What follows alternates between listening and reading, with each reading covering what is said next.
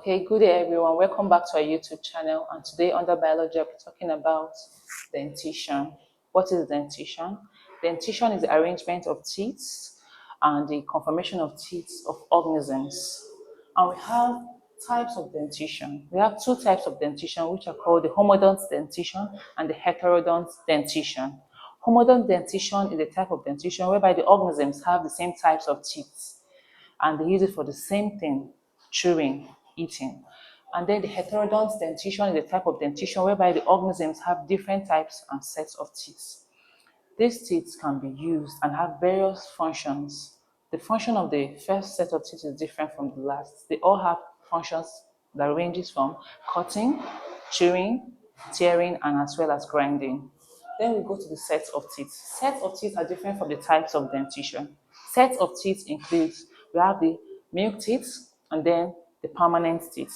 The milk teeth are 20 in numbers and they're mostly found in young infants.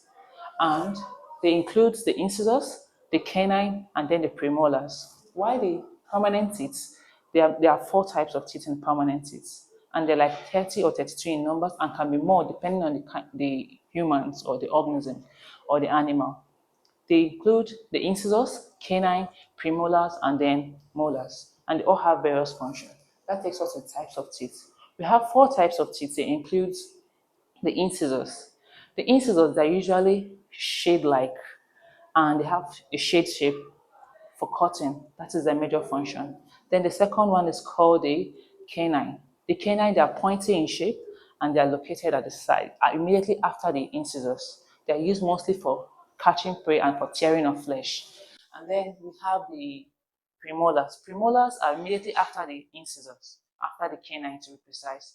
The premolars are also for grinding and chewing, but they are not as large as the molars. The molars are found located at the extreme end or the back of the teeth.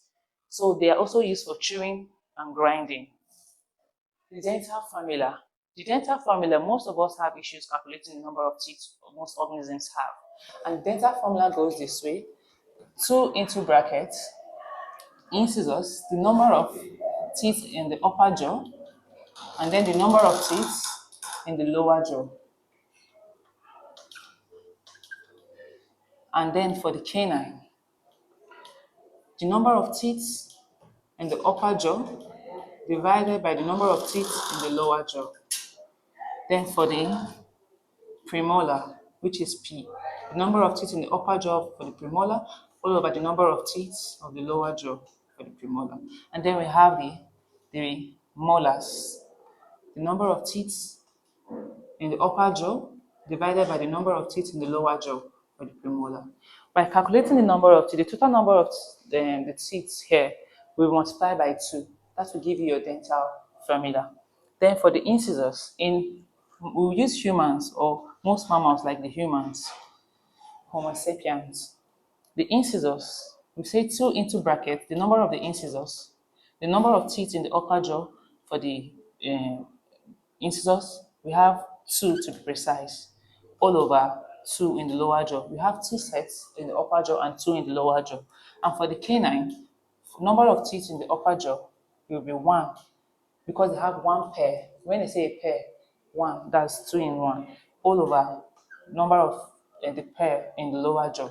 Then we have for the premolars. Premolars, the number of teeth in the upper jaw of the premolars are mostly 3 in numbers, 3 upper jaw and also 3 lower jaw. Then for the molars, we also have the same thing, 3, 2, all over 2, depending on the organism. We'll be wondering why most humans tend to have more teeth than others. Sometimes mutation can occur. One might have more than 32 teeth, and 30, 32 to be precise, and then it can also be 40, depending. So for we to calculate this, we should calculate the total number of things like 2, 4, 5, 6, 7, 8, 9, 10, 11, 12, 13, 14, 15, 16. And then we have 2 into the total number of the teeth is 16, multiplied by 2, that will give us 32. So this is how we calculate this is how we calculate dentition using the dental formula in humans. And then we'll talk about the dental care. How do we take care of our teeth? That covers the dental care. First and foremost, we brush our teeth using what? A good toothpaste, toothbrush, and a clean water. we can go ahead to use other products that deems fits for us. We all have different types of teeth, and we also use different types of brush. There are different types of brush we are supposed to use. We either have the hard brush or the soft brush or the medium. You know the one that suits best, because some of us have bleeding gum, so you advise to use the medium or better still the soft brush. Then the toothpaste. We have various toothpaste, various products ranging from Maclean Close Up, name them. And then also have Oral-B and your Pepsodents, your Colgate, name them. They are all also good toothpaste recommended, Sensodyne and the rest. Then the second one, avoid eating sugary foods. Sugary foods, and whenever they're being stuck on the crown of the teeth, can damage the teeth. We also make use of, okay, cleaning the stains on your teeth. You make use of hydrogen peroxide to remove the stains either from cola or from any forms of food.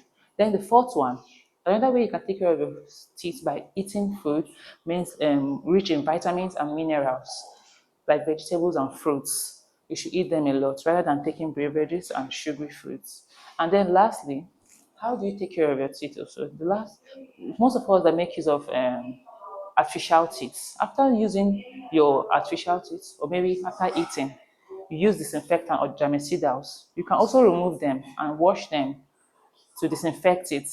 And the last one, make sure you visit your dentist. Your dentist will be in a better position to tell you on what to do on the teeth.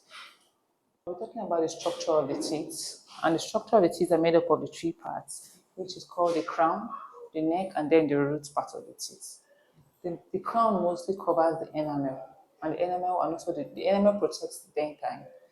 The enamel, they are like the crown of the teeth. They contain calcium salts that protects the teeth. It gives you the crystal and the rigidness of it, and they are mostly non-living, means they're not alive, though they grow, but they're not as living as we want them to. Then the neck part of the teeth are usually embedded into the gum, and the gum protects this, the part called the gingiva. Then the dentines are being protected by the enamels, and they mostly contain the pulp cells. The parts called the gingiva, they are located close to the gum. These parts are attached, the gum parts are attached to the teeth, the middle part of the teeth or the neck part of the teeth. And the neck is between the root and the crown. The gingiva, the gum, then we have the pulpal cavity. The pulpal cavity contains a lot of nerve cells, the connective tissues, and also we have the capillaries. They allow blood to flow in and out of the teeth. Then the root canal. The root canal, and then embedded also in the bone. The root canal, they are being attached or cemented to the gum, which is known as the bone, or we call it the root canal. These all make up the root part of the teeth. Based on the structures, the crown on its own is the part that we see outside, mostly for chewing and grinding. They're mostly crystal-like in color and white.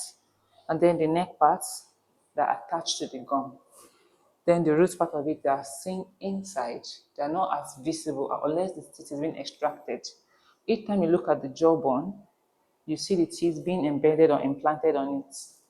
And these are the parts that connect to the bone or the cement of the teeth, the foundation of the teeth, which is the jaw, the jawbone. And we have the jawbone at the lower jaw and also the bone at the upper jaw. They are called the jawbones. And they all have teeth being implanted in them. Okay, this will tell us this is the typical structure of the mammalian teeth. And also, it does have various functions. Depending on the type of teeth, it depends, we also determine the type of functions that it have. Thank you. See you some other time.